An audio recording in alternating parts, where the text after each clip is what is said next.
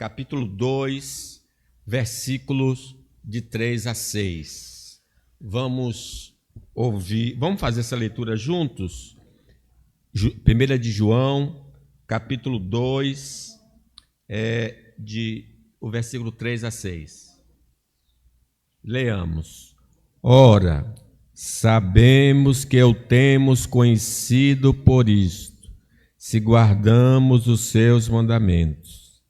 Aquele que diz, eu conheço, e não guarda os seus mandamentos, é mentiroso, e nele não está a verdade.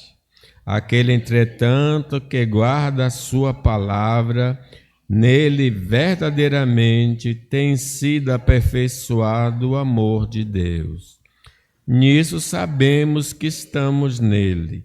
Aquele que diz que permanece nele, esse deve também andar assim como ele andou. Meus irmãos, nós somos salvos? Nós vamos entrar nos céus? Nossa morada é com Deus? Essa epístola foi escrita com esse objetivo, de nos dar a certeza da nossa salvação. A certeza. Porém, o versículo que nós lemos também observa que tem coisas que não atestam, que não confirmam a nossa salvação. E muitos acabam justamente fazendo isso, desprezando as revelações da palavra de Deus, substituindo por seus pensamentos e fundamentam a sua esperança em alicerces, na verdade, de areia. Então, eu gostaria de chamar a atenção aqui da parte negativa, como ele fala aqui, olha, sabemos que o temos conhecido por isso, se guardamos os seus mandamentos, é o positivo. Mas o lado negativo, aquele que diz, professa a fé, eu o conheço e não guardo os seus mandamentos, é mentiroso. Então, há ferramentas que nós podemos estar utilizando para confirmar a nossa aliança com Deus que não vai autenticar, não pode autenticar, porque não foi esse caminho que Deus estabeleceu. Então, vejamos algumas ferramentas de engano, ferramentas enganosas que não confirmam a nossa união com Deus. Primeiro, a condição socioeconômica não demonstra que nós nos relacionamos com Cristo. Vamos ler aí? Ora, sabemos que o temos conhecido por isto, se guardamos os seus mandamentos. Aquele que diz, eu conheço, e não guarda os seus mandamentos, é mentiroso, e nele não está a verdade. Não faz referência a dinheiro no bolso, a conta bancária. Não diz se a pessoa é pobre, se a pessoa é rica. Não coloca a pessoa no céu porque ela é rica, nem coloca o pobre no céu porque ele é pobre. Não, é quem guarda os mandamentos. Meus irmãos, em nenhum lugar da Bíblia afirma que a riqueza material ou a pobreza terrena são evidências de ter recebido a Cristo como Senhor e Salvador, mas o guardar os seus mandamentos. Ora, sabemos que o temos conhecido por isto, não pela riqueza, não pela pobreza, mas se guardamos os seus mandamentos.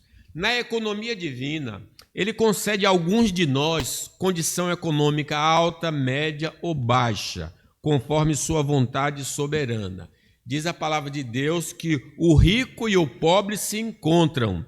A um e a outro fez o Senhor. Então, nós sabemos que quem distribui as verbas, o ouro e a prata aos homens é o nosso Deus. Tudo pertence ao Senhor e ele dispõe todas as coisas como lhe agrada. Salmo 24. Ao Senhor pertence a terra e tudo que nela se contém, o mundo e os que nele habitam. Isaías diz assim, Eu sou o Senhor e não há outro. Além de mim não há Deus. Eu te cingirei, ainda que não me conheces, para que saiba até o nascente do sol e até ao poente, que além de mim não há outro. Eu sou o Senhor e não há outro. Eu formo a luz e crio as trevas. Faço a paz e crio o mal. Eu, Senhor, faço todas as coisas. Então, ele distribui seus talentos, seus dons da maneira que lhe apraz. E ninguém pode dizer, por que me fizeste assim, né? Nas Escrituras Sagradas, existe promessa de prosperidade a Israel, o povo do Velho Testamento, porém condicionada à obediência à lei do Senhor. Essa promessa não era para cada indivíduo da nação, mas para a nação. Diz assim o Velho Testamento, Deuteronômio: se atentamente ouvires a voz do Senhor teu Deus, tendo cuidado de guardar todos os seus mandamentos que hoje te ordeno, o Senhor teu Deus te exaltará sobre todas as nações da terra. Não era uma promessa individual, era uma promessa coletiva, era uma promessa para a nação. Em Israel, irmãos, existiam pobres e pobres tementes a Deus, como prova de que a promessa da prosperidade se referia à nação. Levítico, por exemplo, na lei de Moisés, há um dispositivo: se teu irmão empobrecer e as suas forças decaírem, então sustentá-los-á. Como estrangeiro e peregrino, ele viverá contigo. Não receberás dele juros nem ganho. Teme, porém, ao teu Deus, para que teu irmão viva contigo. Não lhe darás teu dinheiro com juros, nem lhe darás o teu mantimento por causa de lucro. Então, dentro da nação, haviam pessoas o quê? Pobres. Maria, por exemplo, a mãe de Jesus, temente a Deus, com seu esposo José, que também era temente a Deus, eram de condição social baixa e deram como oferta na consagração de Jesus 2 passarinhos. Então, 30 dias depois do nascimento de Jesus, ela tinha de apresentar uma oferta. E o sacerdote Levítico diz assim: o sacerdote oferecerá perante o Senhor e pela mulher, pela purificação, fará expiação, e ela será purificada do seu fluxo do sangue. Esta é a lei da que der à luz menino ou menina. Mas se as suas posses não lhe permitirem trazer um cordeiro, tomarás então 2 rolas ou 2 pombinhos, um para o holocausto e outro para a oferta pelo pecado. Assim um sacerdote fará expiação pela mulher e será limpa. Foi justamente a oferta de quem? De Maria. Ela era temente a Deus, mas era pobre, e José também. Por outro lado, Jó, homem sincero e temente a Deus, era muito rico. Possivelmente Jó fosse descendente de Esaú. Imagine, não fazia nem parte do povo do Senhor.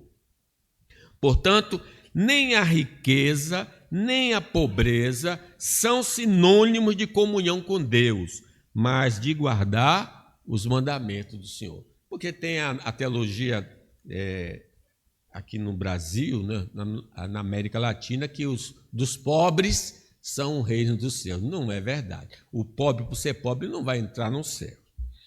Muitos incrédulos, irmãos, são ricos. Já pensou se só rico entra no céu? A maioria das pessoas que não creem em Jesus gozam de bons recursos. Muitos incrédulos são ricos por graça divina, mas não gozam da comunhão com Deus. Não demonstram em suas vidas crer em Jesus e obedecer às palavras do Senhor. Irmãos, nossa condição social não determina nossa amizade com o Senhor, mas a nossa submissão à sua palavra. Versículo 3.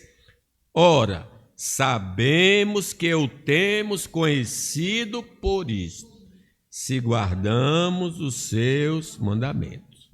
Irmãos, graça comum em nossa vida não é sinônimo de graça especial. Uma coisa é a graça comum de Deus, outra coisa é a graça especial do Senhor. Deus pode nos enriquecer com os tesouros da terra e nos privar dos tesouros dos céus. Não podemos medir nossa comunhão com Deus por meio dos nossos bens e dinheiro na conta bancária. Os crentes, ao longo do tempo, no geral, são de condição humilde, diz o apóstolo Paulo. Irmãos, reparai, pois, na vossa vocação, visto que não foram chamados muitos sábios segundo a carne, nem muitos poderosos, nem muitos de nobre nascimento. Pelo contrário, Deus escolheu as coisas loucas do mundo para envergonhar os sábios, e escolheu as coisas fracas do mundo para envergonhar as fortes. E Deus escolheu as coisas humildes do mundo e as desprezadas e aquelas que não são, para reduzir em nada as que são, a fim de que ninguém se vanglorie na presença de Deus. E, meus irmãos, existem muitas advertências para não confiarmos nas bênçãos desta vida. A gente que acha que ser rico, ter muita graça do Senhor material, significa que nós temos uma relação com Deus, ela nos adverte para tomarmos cuidado com a ambição material, para não perdermos a fé. Diz que os que querem ser ricos caem em tentação e ficam presos na armadilha de muitos desejos tolos, que fazem mal e levam as pessoas a se afundarem na desgraça e na destruição, pois o amor ao dinheiro é a fonte de todos os tipos de males. E alguns nessa cobiça se desviaram da fé. Essas igrejas, então, que ensinam que a fé genuína é atestada pela conta bancária, não é de Deus. Então, você vai numa igreja neopentecostal, se você é pobre, você é um homem que não tem fé. Se você é rico, você é um homem que tem fé. O que determina a nossa comunhão com Deus não é o nosso bolso, mas a nossa obediência ao Senhor. Versículo 3 torna a repetir. Ora, sabemos que o temos conhecido por isto, se guardamos os seus mandamentos. Em segundo lugar, meus irmãos, ser membro de uma igreja evangélica não prova que nos relacionamos com Deus. Vamos ler aí, versículo 3, o versículo está exposto aí. Ora, sabemos que o temos conhecido por isto, se guardamos os seus mandamentos. Aquele que diz, eu conheço, e não guarda os seus mandamentos, é mentiroso, e nele não está a verdade. Um verdadeiro cristão fará parte de uma igreja local para o seu crescimento em graça e participação da comunhão dos santos. Não pode ser desigrejado, tem de ser igrejado. Isto é fundamental em nossa vida, porque é por meio desse convívio que podemos usar os nossos dons dados pelo Espírito Santo para a edificação da igreja do Senhor Jesus Cristo. Paulo fala assim, que ele mesmo concedeu uns para apóstolos, outros para profetas, outros para evangelistas, outros para pastores e mestres, com vista ao aperfeiçoamento dos santos, para o desempenho do seu serviço para a edificação do corpo de Cristo. Então, apesar de ser extremamente importante para o crescimento em graça fazer parte de uma igreja, ser membro dela não serve como evidência de nossa união real com Jesus.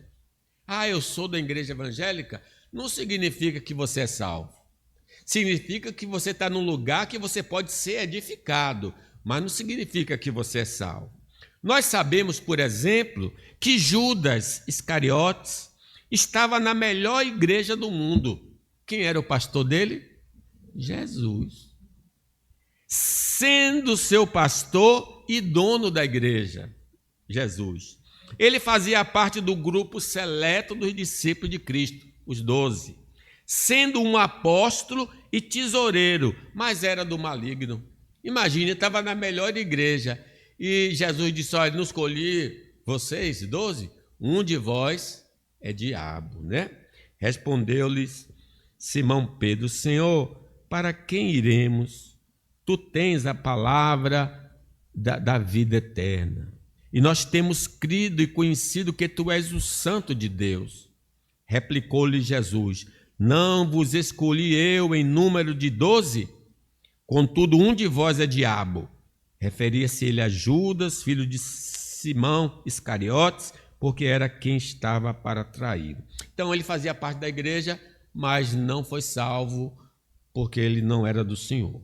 Sabemos por palavra do Senhor que o próprio diabo coloca infiltrados no arraial dos santos para semear ensinos errados, falamos pela manhã, e estimular a desobediência aos mandamentos do Senhor. Ele conta a parábola de um homem que colocou joio ou trigo no seu campo e à noite o inimigo veio e colocou joio. E alguém perguntou: Senhor, quem foi que fez isso? Foi o inimigo que quando eu dormi colocou o joio. Então, aonde estão os santos, também estão os não regenerados, no mesmo local, no arraial dos santos. Outros estão na igreja por tradição. Quando não é posto por Satanás para criar confusão dentro da igreja, outras pessoas estão na igreja por tradição de família. Ah, meu pai é da igreja, minha mãe é da igreja, eu tenho de ir para a igreja. Então, eles frequentam a igreja por tabela, não porque tiveram uma experiência com o Senhor Jesus Cristo. Outros estão na igreja por amizade, tem algum amigo na igreja, gosta de estar, por se sentir parte de um grupo e outras razões que podem ter um certo valor, mas eles não estão na igreja por causa de Cristo, pelo perdão dos seus pecados, pela gratidão da sua salvação, pela necessidade de amadurecimento espiritual. Por que eles estão na igreja? Por várias razões. E alguns foram até atrás de Jesus e perguntaram: Senhor, quando o Senhor chegou aqui? Aí Jesus disse: olha, você não está atrás de mim, não. Vocês estão atrás da comida que eu dei para vocês. Trabalhai não pelo pão que perece, mas pelo pão que permanece para sempre. Na igreja, nós encontraremos crentes verdadeiros, crentes falsos e pessoas que não nasceram de novo. Por ser membro de uma igreja evangélica, não é garantia de ser uma pessoa salva. Não dá carteirada lá no céu, bem que aqui nem carteira tem, mas você pode dizer assim: Pastor Cândido, lembra de mim, dá um toque aí para Jesus deixar entrar. Não vai funcionar. Mas quem obedece ao Senhor demonstra que se relaciona com Deus. Vamos ler o 3? Ora, sabemos que o temos conhecido por isto, se guardamos os seus mandamentos. A palavra de Deus nos revela que no dia do juízo final, muitos que estão dentro das igrejas serão condenados porque suas vidas não foram transformadas, apesar de estarem envolvidos em muitas atividades religiosas. Iam para o culto da SAF, da mocidade, da igreja, trabalhos especiais. Jesus diz assim: não é toda pessoa que me chama de Senhor, Senhor, que entrará no reino dos céus. Somente quem faz a vontade do meu Pai que está no céu. Quando aquele dia chegar, muitas pessoas vão me dizer, aí no dia do juízo: Senhor, Senhor, pelo teu poder, nós anunciamos a mensagem de Deus. Pelo seu nome expulsamos demônios e fizemos muitos milagres. Aí Jesus vai responder: então lhes direi claramente a essas pessoas: eu nunca conheci vocês. Afastem-se de mim, vocês que só fazem o mal. Eles não guardavam o quê? Os mandamentos do Senhor. Não devemos também nos esquecer que algumas igrejas são, na verdade, braços de Satanás para promover repulsa da sociedade para com o verdadeiro evangelho, e quem dela é membro não faz parte do corpo de Cristo. Então não se utilizem deste argumento de que ser membro de uma igreja não evidencia salvação para deixar de congregar. Talvez alguém pegue: pastor, não salva, a igreja não salva, então agora também não vou congregar. Não é isso que o pastor está dizendo. O cristão verdadeiro obedece à palavra de Deus. E a palavra de Deus ordena: não abandonemos, como alguns estão fazendo, o costume de assistir às nossas reuniões.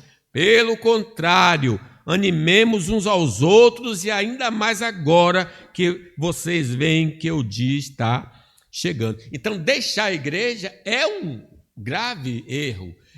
A pessoa vai esfriar na fé por causa do aquecimento espiritual, né?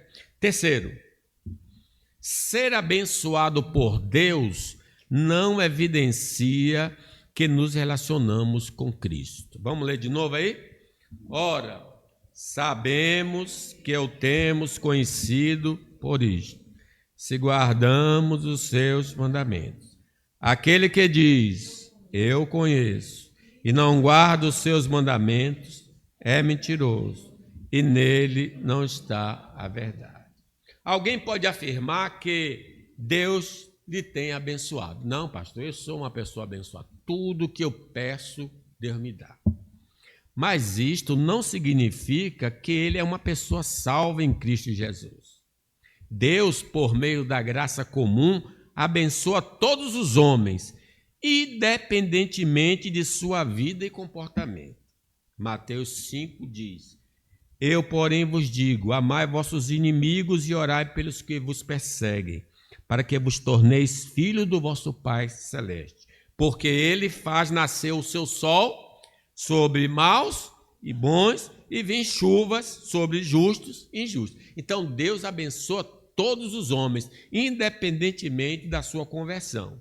Nesta graça comum de Deus, podemos citar a vida, a respiração, a água, a moradia, o emprego, a sabedoria, as habilidades, os recursos, a saúde, a cura e uma infinidade de bênçãos dessa vida. Tudo de bom nesta vida vem da poderosa e generosa mão do Senhor aos homens bons e maus. Toda boa dádiva, todo dom perfeito vem lá do Pai das luzes, em que não pode existir variação ou sombra de mudança. O Senhor abençoou com a cura 10 leprosos. Porém, só um voltou para agradecer e recebeu a salvação. Não podemos negar que homens deste mundo são mais contemplados com coisas desta vida do que muitos servos de Deus. Asaf que eu diga. Asaf, Salmo 73, ele diz assim, que quase ele se desviou do caminho do Senhor, porque ele tinha inveja dos soberbos ao ver a prosperidade dos ímpios, enquanto ele não conseguia pagar a dívida, a luz, a água, comprar um bujão de gás, ele passava dificuldade, ele estava chateado. A prosperidade dos ímpios e as suas muitas dificuldades, no caso do Asaf, foram a crise espiritual dele. O homem de Deus é rico em bênçãos eternas, mas, no geral, possui apenas o que é necessário para viver. Geralmente, o que Deus nos dá é o perdão dos pecados, é a vida eterna, é a justificação, é a santificação, é a glorificação, mas muitas vezes a gente passa por muitas dificuldades econômicas. A palavra de Deus nos exorta a vivermos contentes em qualquer situação, porque estamos debaixo do cuidado paternal de Deus. Seja a vossa vida sem avareza. Contentai-vos com as coisas que tendes, porque ele tem dito: de maneira alguma te deixarei, nunca jamais te abandonarei. Assim afirmemos confiantemente: o Senhor é meu auxílio, não temerei. Que me poderá fazer o homem? Que o Senhor continue nos abençoando com dádivas desta vida, mas não provam que temos comunhão com Ele através de Jesus. Eu posso estar com muita coisa dessa vida e não ser de Jesus. Somente um coração obediente ao Senhor é prova de comunhão com Deus. Vamos dizer o versículo 3? Ora, sabemos que o temos conhecido se guardar os seus mandamentos. E em quarto lugar, ter passado por experiência sobrenatural não é evidência de nosso relacionamento com Cristo. Versículo 3, repitam. Ora, sabemos que o temos conhecido por isto, se guardamos os seus mandamentos. Meus irmãos, você pode ver anjos, pode ver 1000 anjos, mais do que Jacó, que viu 2 acampamentos. Mas essa experiência não confirma que nós somos do Senhor. Não confirma. Anjo ou qualquer outra experiência espetacular. Não podemos negar que passar por uma experiência sobrenatural de milagre, um livramento espetacular, um dom extraordinário e uma vitória sobre os demônios que possuem indivíduos são marcantes em nossa vida. Você chega em nome de Jesus, o demônio sai correndo, a gente fica impressionado, né? Essas maravilhas aconteceram, acontecem e irão acontecer até o retorno de Cristo. Mas Judas, o traidor, presenciou muitos dos milagres feitos por Cristo e recebeu dele poder para fazer milagres e expelir demônios. Contudo, ele foi para aquele lugar, foi para o inferno, com toda a experiência que ele teve, né? Mateus 10 diz assim, tendo chamado os seus 12 discípulos, deu-lhe Jesus autoridade sobre espíritos imundos para os expelir, para curar toda sorte de doenças e enfermidades. Você pode imaginar Judas fazendo tudo isso? Ele fez tudo isso. Ele podia contar sobre essas experiências, mas não entrou no céu.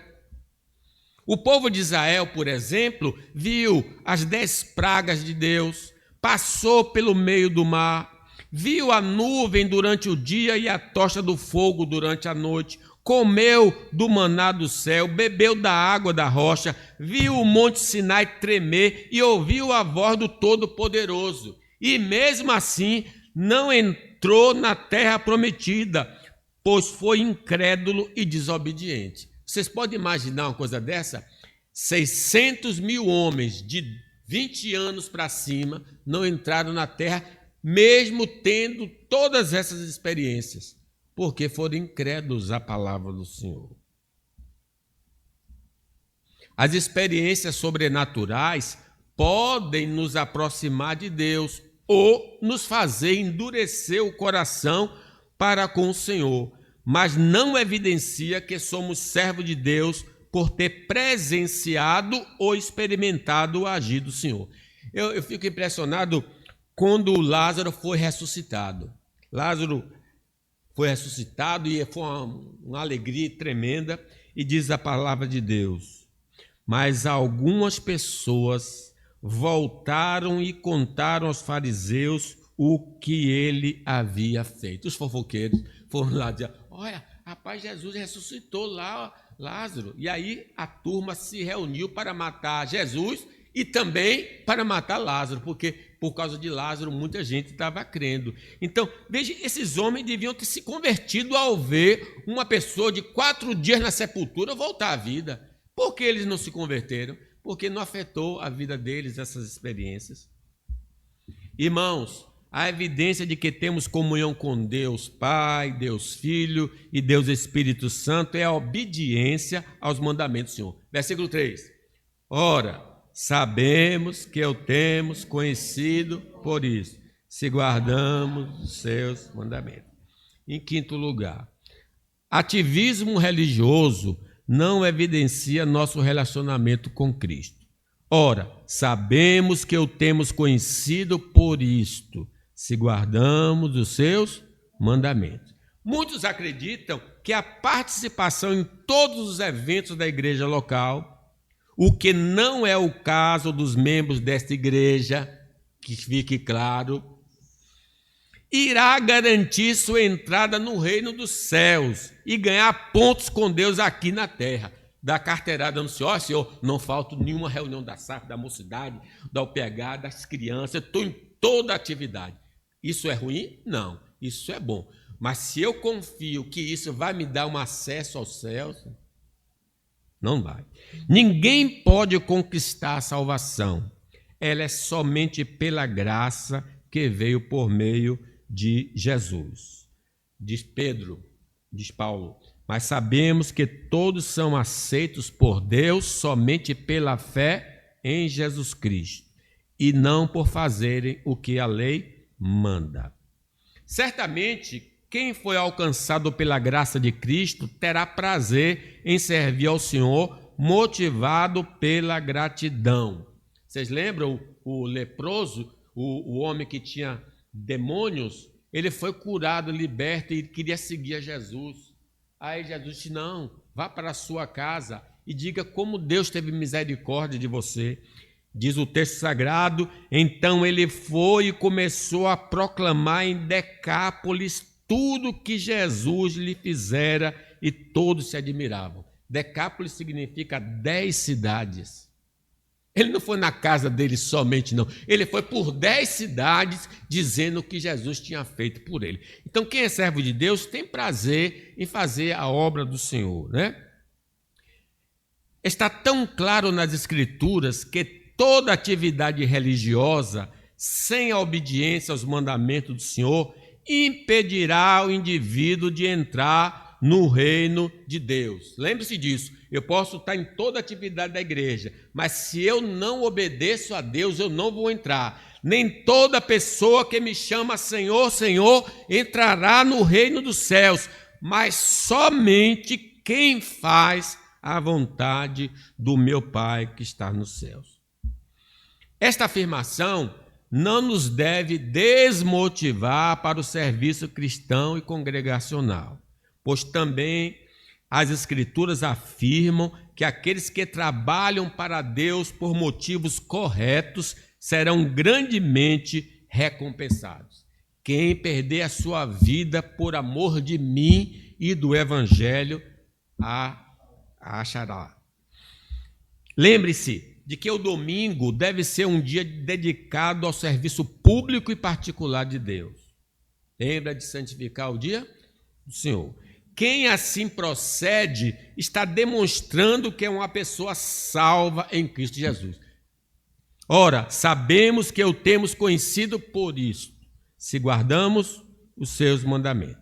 Em sexto lugar, laço parentesco com servos de Deus não evidencia relacionamento com Cristo. Ora, sabemos que o temos conhecido por isto, se guardamos os seus mandamentos. Irmãos, os judeus confiavam ser descendentes de Abraão. Imagine, eu sou descendente de Abraão. Até mostrar o pinto como forma de circuncisão. Olha lá, tem até a marca no meu corpo. Mas isso não vai confiar. Eu sou batizado desde pequeno na igreja. Não adianta. Muitos estão confiados de que, por ter um relacionamento de sangue com alguém que conhece e vive com Deus, está protegido aqui e na eternidade por causa da fidelidade do seu parente. Porém, não é isso que a Bíblia nos ensina. Caim e Abel tinham os mesmos pais, mas Caim pertencia ao diabo por causa de suas obras malignas, mas Abel pertencia ao Senhor. Como é que pode? Na mesma família, mesmo pai, um vai para o céu, outro para o inferno. Por que isso? Porque cada um escolheu caminhos completamente diferentes, né? Noé tinha muitos irmãos e irmãs antes do dilúvio, mas só ele se salvou porque ele era justo e seus irmãos maus. Isaac e Rebeca tiveram gêmeos, Esaú e Jacó. Foram circuncidados no mesmo dia, 8º dia. Tiveram a mesma educação religiosa, mas Jacó se salvou, Esaú se perdeu. E esta é a mensagem que o Senhor Deus mandou a Malaquias entregar ao povo de Israel. O Senhor diz ao seu povo: sempre amei vocês. Mas eles perguntam: como podemos saber que tu nos amas? Deus responde: Esaú e Jacó eram irmãos. No entanto, eu tenho amado Jacó e os seus descendentes. Deus escolheu Jacó e não escolheu Esaú. O capítulo 9 de Romanos trata desse tema da eleição, que é doloroso para alguns, né? Os filhos de Corá, por exemplo, não morreram na rebelião contra Deus, porque foram fiéis ao Senhor, mas seu pai pereceu com os rebeldes. É interessante essa questão, quando você vê os filhos de Corá escrevendo salmos, mas Corá não se levantou lá no Antigo Testamento com Abirão e outros para tomar o cargo de Moisés, e a terra não se abriu e eles morreram? Sim, morreram, mas os filhos não. Quando os filhos perceberam que o pai não estava seguindo o caminho certo, se afastou do pai. Então o pai morreu, mas eles não. Vejo que nem sempre a pessoa da mesma família vão se salvar. Os que vivem a vida cristã em comunidade, mas a nossa relação, nós vivemos em comunidade, mas a nossa relação com Deus é pessoal. No dia do juízo final, cada um dará conta de si mesmo a Deus. Nós precisamos entender que cada um vai ficar separado no dia do julgamento. Então, Dani não vai no mesmo momento que Arthur. Primeiro vai Dani, mais velha, depois Arthur, é que vai dar conta dele mesmo a Deus. Diz assim, olha, então vi grande trono branco e aquele que está sentado nele, no dia do julgamento. A terra e o céu fugiram da sua presença e não foram vistos mais. Vi também os mortos, tanto os importantes como os humildes que estavam de pé diante do trono. Foram abertos livros e também aberto outro livro, o livro da vida. Os mortos foram julgados de acordo com o que cada um havia feito, conforme está escrito nos livros. Então, cada um será julgado segundo as suas obras. Os judeus, no tempo de Cristo e até hoje, pensam que são salvos por serem descendentes de Abraão. Os verdadeiros descendentes espirituais de Abraão são aqueles que creem em Cristo e vivem em obediência à palavra do Senhor. Irmãos, cada um de nós necessita ter uma experiência pessoal com Cristo e não confiar nas experiências da nossa parentela. Busque conhecer ao Senhor. Foi esse conselho que Davi deu a Salomão. Conhece o Deus do teu pai. Concluo. Em resumo, as ferramentas enganosas da comunhão, como condição econômica, ser membro da igreja evangélica, ser abençoado com dádivas dessa vida, ter tido experiências sobrenaturais, ativismo religioso e ter parentesco com os homens de Deus, são falso senso de salvação, de segurança. A segurança real vem do conhecimento de Jesus e a prática da palavra do Senhor. Que essa igreja possa ser esperta. Examine a sua vida, se você de fato é salvo em Cristo Jesus. Porque quando chegar lá, não cite meu nome. Não. Aqui, nesse púlpito, eu tenho ensinado a verdade. Pastor Cândido, Pastor Paulo, Emanuel, Tiago, todos eles podem ser fraquinhos, mas ensinam a verdade de Deus. Então lá, ninguém aqui, inclusive eu mesmo, não vai ter desculpa, porque eu falei e vocês ouviram. Guarde os mandamentos do Senhor como prova da nossa salvação. Que Deus nos abençoe.